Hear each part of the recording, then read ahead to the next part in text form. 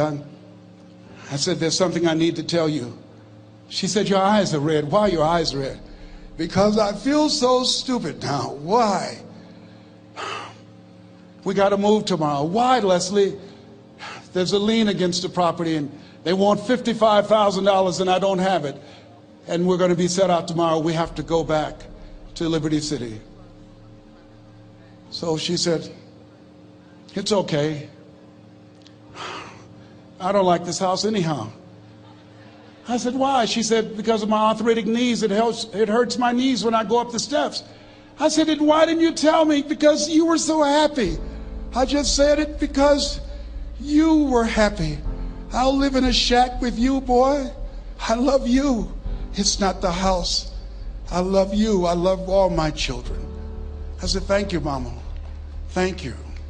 And the next day when we were in the truck going back to Liberty City and we pulled down 68th Terrace, the neighbors came out and said, wow, Mamie, y'all coming back?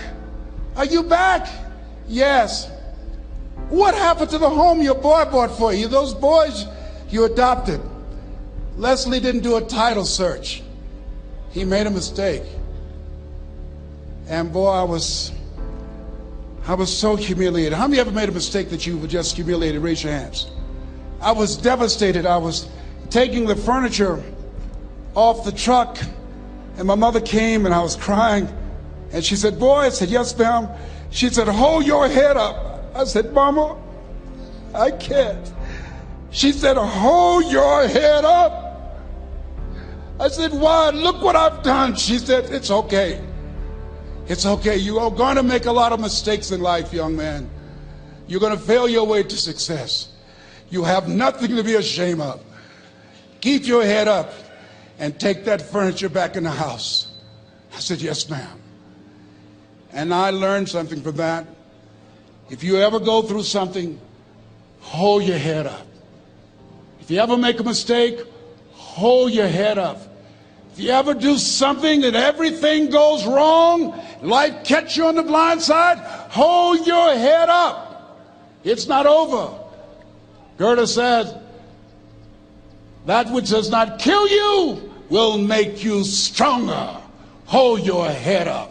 Shake someone's hand on your right and left and say, hold your head up.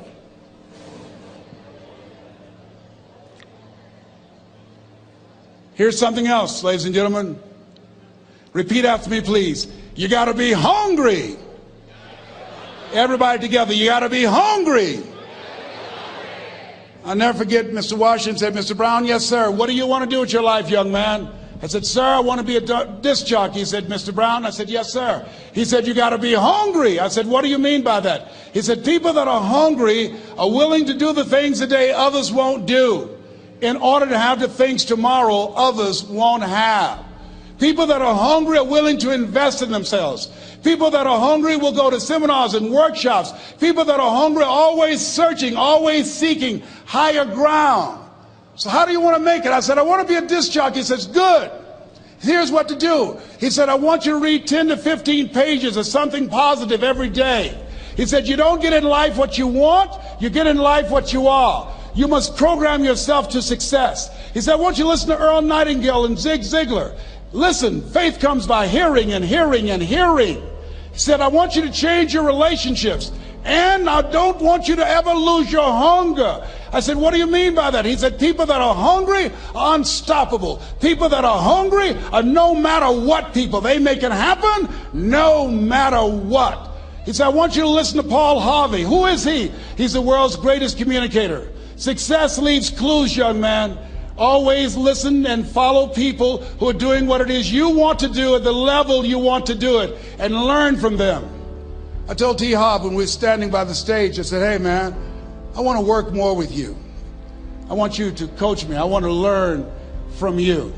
See, I found you're never too old to learn and you're never too young to teach. Always have a thirst for learning. So I listened to Paul Harvey every day on the radio. While in school, I would go out and listen in his car. He gave me his keys. I was working to develop myself. And I continued to listen to motivational messages, and he would take me to see the late Dr. Norman Vincent Peale, who wrote the book, The Power of Positive Thinking. I toured with him before he passed. You have something special. You have greatness within you. Don't allow your circumstances to determine who you are. Don't allow your negative thoughts to hold you back. You have something special. You can do more than you can ever begin to imagine. Dr. Peale was an incredible man. I admired him. When he spoke, he gave me goosebumps. I can feel him in my heart. And I never forget, we were coming back to the school, and Mr. Washington said, Mr. Brown, yes, sir. When Dr. Peale spoke, you didn't move. When he spoke, you were hanging on every word. When he spoke, we didn't have to tell you to sit down and be quiet. Why? I said, sir, I could feel him when he talked. I felt like he was talking to me, sir. He said, he was. I said, but he doesn't know me, but he was speaking to you. Did you feel him in your heart? I said, yes, sir. He said, most people feel him in their head. If you felt him in your heart, he said, listen to him, son. Follow him, learn from him. And I would go to seminars and workshops. Anywhere I would find where Dr. Peale was, I would be in the audience. I would drive 200 and 300 miles just to hear him speak. And my dream and vision was to share the stage with him. I thought about it. What is your goal? What is your vision? I want you to hold it in mind. There's some power in that. Because when I became involved in speaking, I never forget, I got a call from Og Mandino, who wrote the book, The Greatest Salesman in the World. He said, Les, I'm stuck in Philadelphia. I need to be in Kankakee. Dr. Norman Vincent Peale is appearing. I can't make it. I heard you're in Chicago. I said, yes, I am. Can you go and open for me? I said, yes, man. Oh, my God. Dr. Peale, I said, yes, I'd love to do it. And I went there and I came. I said, hi, I'm Les Brown. He said, you're not the band of renown? I said, no, I'm Mrs. Mamie Brown's baby boy. I'm here to speak. He said, come backstage. And his wife, Martha, was there. And she said, Papa, Les Brown is here, the speaker. And he said, Les Brown, shoot for the moon. Because even if you miss, you'll land among the stars. I said, sir, that's my quote. I wrote you when I was in the 11th grade. I was a part of a special education class project. That's my quote. He said, I know. I end all my speeches with that quote. And Dr. Peale had a great sense of humor. A young man was backstage, and I had so many questions to ask him, and my mind froze up, and the young guy said, Dr. Peale, how old are you? And he was up in age. He said, Sonny, I'm 92. The young man looked at him and said, I don't know if I want to live to get 92. He said, that's because you've never been 91. So I did the things that Mr. Washington suggested. I listened to motivational tapes on a regular basis. I would go to seminars and workshops whenever Zig Ziglar and Dr. Dennis Waitley and Jim Rohn would come to town.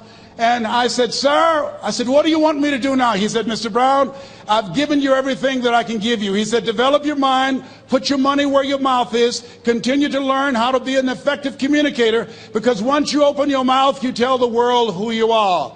And always surround yourself with OQP, only quality people. So I went to apply for a job on Miami Beach. WMBM radio station. Milton Butterball Smith was the program director. Hello, Mr. Butterball. How are you, sir? My name is Les Brown, sir. I'd like to be a disc jockey. He said, young man, you have any journalism in your background? I said, oh, no, sir, I don't. You have any experience in broadcasting? I said, no, sir, but I practice all the time, sir. Let me audition for you, sir. Let me show you how good I am. All I need is a shot, sir. He says, no, we don't have any job for you. How many ever been rejected? Raise your hands, please. I was devastated. I went back and I told Mr. Washington, I said, Mr. Washington, they said no. He said, don't take it personally. Most people are so negative, they have to say no 7 times before they say yes. He said, you got to be hungry. Know your vitamin. Go back again. I said, yes, sir. Hello, Mr. Butterball. How are you, sir? My name is Les Brown, sir. I like to be a disc jockey. Young man, weren't you here yesterday? Yes, sir, I was. Didn't I tell you no yesterday? Yes, sir, you did. Then why are you back today? Well, sir, I didn't know whether or not somebody was laid off or somebody was fired, sir. Nobody was laid off or fired. Now, get on out of here. I came back the next day. Hello, Mr. Butterball. How are you, sir? My name is Les Brown, sir. I like to be